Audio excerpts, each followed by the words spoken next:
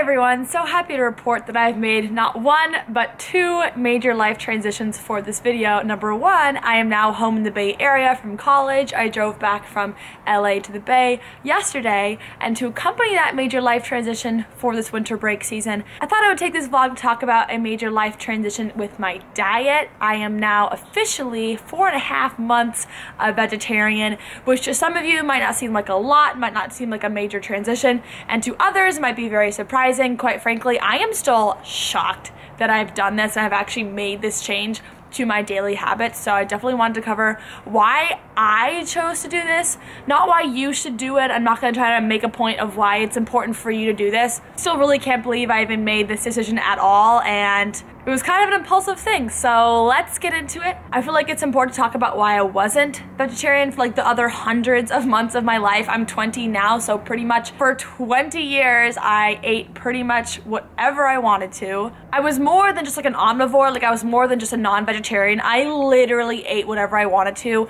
thanks to a pretty fast metabolism that still exists today to some extent. I really did not give a single care about what went into my body. I'm telling you, I would eat anything as long as it wasn't insanely processed, like a Twinkie or like Carl's Jr. or something. I would eat it. Like, I loved Oreo cookie milkshakes. I craved chicken nuggets. Like, I loved crispy chicken nuggets. I still do, although I do not eat them anymore. I loved Costco hot dogs, literally $1 and so tasty. IKEA Swedish meatballs were a fave. I in no way was already a person who like didn't eat meat a lot. Like, I didn't like seafood, but beyond that, I totally just did not think about at all what went into my body. Pretty much whatever my parents fed me up until now, I ate. Like, I just didn't really think about what I was putting into my body and the future ramifications of what that meant for me. Like, I never really understood pretty much why your diet's so important, and I had never ever made a change to my diet. Like, a lot of people will change up their hair color and hairstyle, and they'll do new fitness regimens, and they'll change up their diet. They'll do like juice cleanses, or they'll cut out trans fats, or do something like that. I had literally never made a bigger life transition than I just did. But there was a pretty huge reason that made me want to make this leap, but prior to that, I just did not even think about how to change my lifestyle, how to change my habits. I really didn't have any friends that were vegetarian or vegan or made huge life changes like that. So for me, I never really second guessed my diet. My parents would make pork chops for dinner and lamb chops, and we definitely ate like hamburgers and chicken. I didn't eat meat every day, but I had no problem with eating meat. I absolutely loved going to In-N-Out, and I think really why I wasn't vegetarian, if I think about it deeply and truly, was number one, I was not educated in why your diet's important. Like, I had no idea. I knew the food industry was a little bit messed up, and you know, definitely I'd watched Super Size Me, and I knew how bad fast food was, but I didn't understand the importance of like animal products in your life, just because the animal product industry doesn't want you to know that. Like, there's a lot of people that are hiding information from you, and especially in high school, you're pretty naive. You don't think about the full truth of it all. You don't really get outside of your bubble, and my bubble was really no one I knew was eating in a different lifestyle habit. Second, when you're living at home with your parents, you really can't have them make you a whole other diet. Like, I love my parents, but like, they're not gonna do the work to prepare a whole different meal for me if I were to go vegan or if I were to go vegetarian. So I'd probably do the other work. And quite frankly, in high school, between my extracurriculars and schoolwork, like, I just did not have the time to even cook for myself, and I didn't have control over it because I was living in a house that was not my own. So up until probably about a year ago, I had never even considered going vegetarian, going vegan, even changing my diet a little bit. So I feel like in that way, I'm a pretty unlikely suspect for changing my diet and going more plant-based, just because I'm just not a healthy person in pretty much any regard. My first sort of exposure to more plant-based, like vegan, vegetarian diets was, of course, in LA. You get a lot of that there. There's a lot of vegan restaurants. A lot of my friends, like, while I knew them, made that life jump and talked about how important it was for their holistic lifestyle, like all the benefits to it. And I totally understood that. Like, every single thing they talked about, I was like, wow, you're right. Like, I honestly could not see the downside to being a vegan besides the not eating meat part, but I just wasn't strong enough. Like, I was just too weak. I felt guilty. Like, every time they talk about it and I knew my own diet of eating meat and eating animal products, I would feel guilty about it.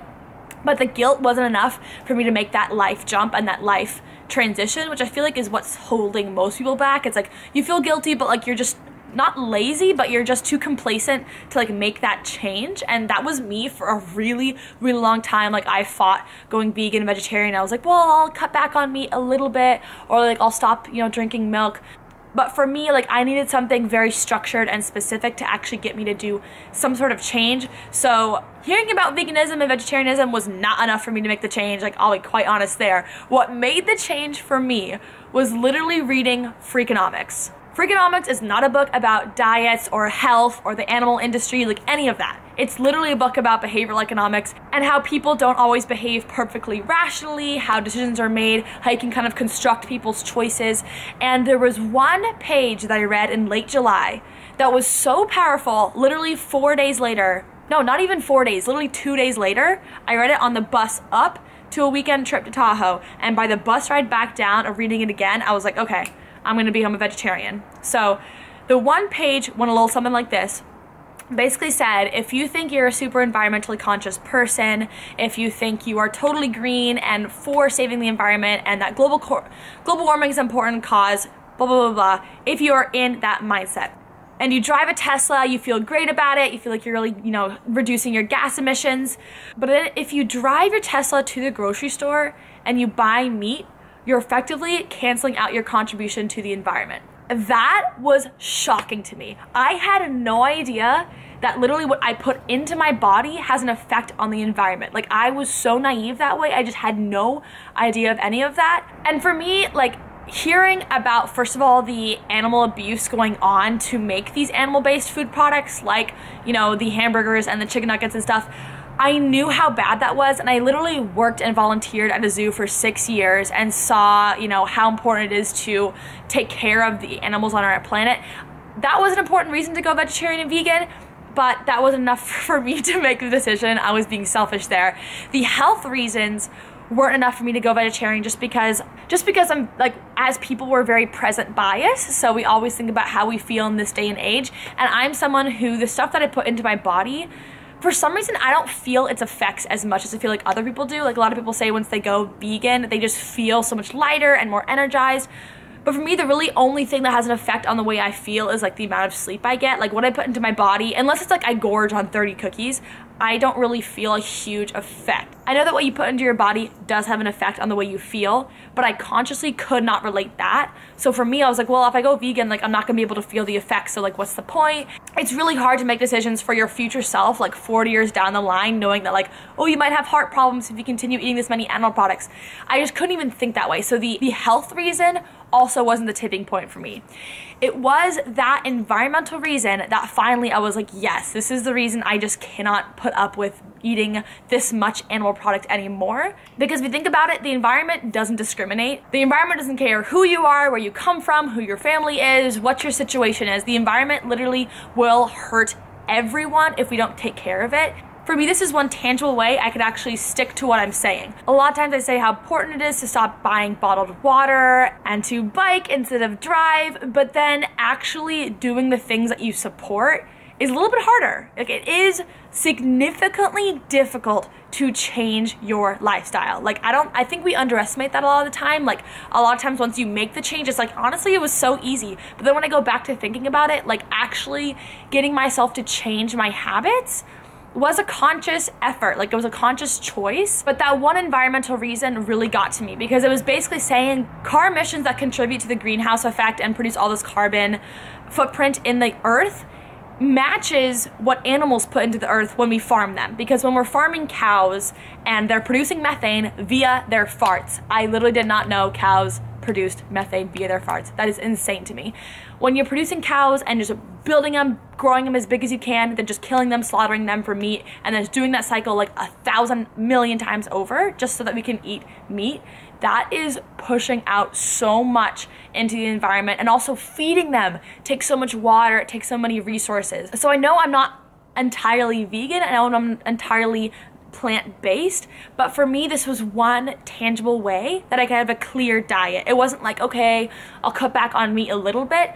It was a real identity switch In class in college, I learned about cognitive dissonance. Cognitive dissonance basically means if you consider yourself someone who loves to save money, but then you go out and buy the brand new fashion line without waiting for any discount, that hurts your mental psyche because basically who you think you are and what you're doing are disconnected. And so that creates a mental conflict, and it's kind of painful to you to live that way. Like if you think you're a health nut, but then you also smoke cigarettes that are just like directly hurting your health, that's always a mental conflict. But still, people that are doctors still smoke cigarettes. Like, you have to understand that people don't always do things that are best for them. That's why a lot of us don't make these huge dietary changes. Basically, what I was trying to explain with cognitive dissonance is that although I know where I want to be, which is being vegan and eating plant-based, I am not quite ready to make that huge jump, but I am proud of myself for at least moving one step in the right direction and cutting out all meat from my diet. I totally understand that I'm still contributing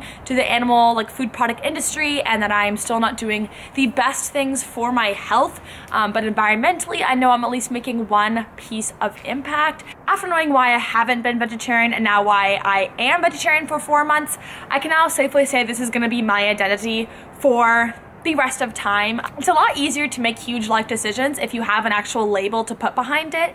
So although I could say like, oh, I'm eating plant-based, that means that you're not like 100% there. So when I was saying like, oh, like I'm eating less meat, I wasn't really committing to anything. I wasn't really setting a standard for myself, and I am someone who holds myself strictly to my standards. Like, I know that about myself. That's why I wanted to adopt the identity of vegetarian. So, because for the first few weeks or so, I didn't say I was vegetarian, but I did say I wasn't going to eat, like, I wasn't gonna order meat. Like, I wouldn't fully commit to saying I was vegetarian, but then a few weeks into it, after I committed to being vegetarian, that was just a seal. Like, that kind of just sealed me into this new eating habit, because then I had an identity to keep up with, and then it was a lot harder for me to conflict with that identity. Going back to cognitive dissonance, if I were to eat chicken nuggets after I was craving them, or if I were to eat a Costco hot dog, it would make me feel like I was being not true to myself, like I was lying to myself. And so that's kind of why I wanted to at least make this first step to becoming vegetarian, because quite frankly, it's not that hard to become a vegetarian. If I have to reflect on kind of what it's like right now, it's honestly not that different of a lifestyle for me, at least. Although I love eating meat, and I certainly do crave chicken nuggets and crave Swedish meatballs and crave all of that, there are vegetarian substitutes, and yes, they're not great for your health, and yes, they still have like weird byproducts, and they're not perfect, but for those times you are craving those things, they do a pretty good job of substituting. And when I go out to eat at restaurants, it really hasn't been too rough. It's only kind of when I'm back at home and when I'm eating on someone else's schedule and their regimen that it's harder to be a vegetarian, and that's kind of why I'm not fully vegan, because in college a lot of times I'm eating at events, and the events don't always plan for vegans being there. They do plan for vegetarians. They'll always have like salad, or you can just get, you know, the meat taken out of whatever sandwiches in there, but vegan is just not too feasible at this point in my life, but I am trying to make steps towards becoming that. But honestly, I really don't miss meat that much. I've actually gotten to the point where it's kind of gross to me to think about meat and to think about the texture of it all. It's like, ooh, it's like really weird to me now, which I never thought would happen to me after just 4 months of being vegetarian. And I do know it also makes you feel incredible to know that if you want to change your lifestyle, you can. It's pretty incredible to acknowledge the power we have over our daily actions, and actually be in line with kind of a movement that I agree with is super awesome. So I am certainly very excited to make this major life transition. I did say I wouldn't tell you all why you should become vegetarian, but I do think if you can do Meatless Monday, go for it. Austin's been doing Meatless Monday with me, and I'm really proud of him for making that move, because he like loves meat. Like, he needs that. He loves like barbecue, he loves all of that, and he's still been doing Meatless Monday. So I would say if you have the power to, definitely in a time where our environmental future is very uncertain, at least in America, we want to make sure that we're doing something to make ourselves feel less guilty. And for me, that is not eating meat. For you, that could be not eating dairy, or cutting out milk, or going to soy milk. Just making one small shift in your lifestyle will show you so much about all that you can accomplish. So thanks for sticking with me, hearing about the changes going on in my life. I'd love to hear about if there's a huge change in your life that's been happening. Maybe there's a new person in your life. Maybe you've just moved to a new location. Maybe you're starting to work out, or you are just making some sort of shift. Leave those in the comment section down below. I'm sure I'll get lots of questions, concerns, possible critiques as well. So I honestly welcome those. I'm definitely not a perfect person. I acknowledge that. I'm not fully vegan. I'm not totally there yet, but I do think it's important to acknowledge that we're all working towards that goal and we should celebrate any small wins in that direction. That's my stance. Thank you for watching. I'll see you all next time, and Katherine out.